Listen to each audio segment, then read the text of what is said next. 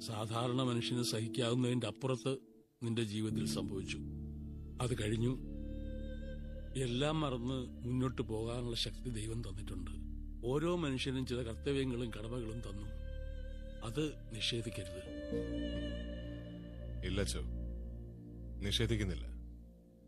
പക്ഷെ എനിക്കൊരു സംശയമുണ്ട്. എന്റെ ഭാര്യയുടെയും മകളുടെയും കടമയും കർത്തവ്യവും എന്തായിരുന്നു അച്ചോ? തിരിച്ചെടുക്കാനായിരുന്നെങ്കിൽ എന്തിനാ അച്ചോ എന്റെ മകളെ എനിക്ക് തന്നത്? എന്തിനാ അച്ചോ എന്നെ കൊതിപ്പിച്ചത്? ക്രൂരനാണ് നിങ്ങളുടെ ദൈവം. ദൈവത്തിന്റെ നീതിയെ ചോദ്യം ചെയ്യാൻ നമുക്ക് അവകാശമില്ലല്ലോ സാം.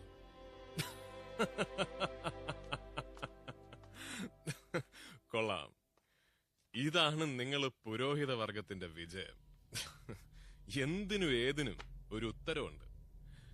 പട്ടിണിയും കഷ്ടപ്പാടുമായിട്ട് നരകിച്ച് ജീവിക്കുന്ന ഒരു നീതിമാനെ ചൂണ്ടിക്കാണിച്ചു തന്ന നിങ്ങൾ പറയും സ്വർഗത്തിലേക്കുള്ള വഴി ഇടുങ്ങിയതും കല്ലും മുള്ളും നിറഞ്ഞതാണെന്ന്. കള്ളനും കൊലപാതകിയും എല്ലാ സൗഭാഗ്യങ്ങളോടുകൂടിയും ജീവിക്കുന്നത് കാണിച്ചു തന്നാലോ അതിനുമുണ്ട് ഒരു ഉത്തരം. ദുഷ്ടനെ ദൈവം പന പോലെ വളർത്തുവെന്ന്. ഇതാണ് നിങ്ങളുടെ ദൈവത്തിന്റെ നീതിയെങ്കിൽ ആ ദൈവത്തിൽ എനിക്ക് വിശ്വാസമില്ല അച്ചോ. തൽക്കാലം സങ്കടം സഹിക്ക വയ്യാതെ വരുമ്പോ ഒരിറ്റാശ്വാസം തരുന്ന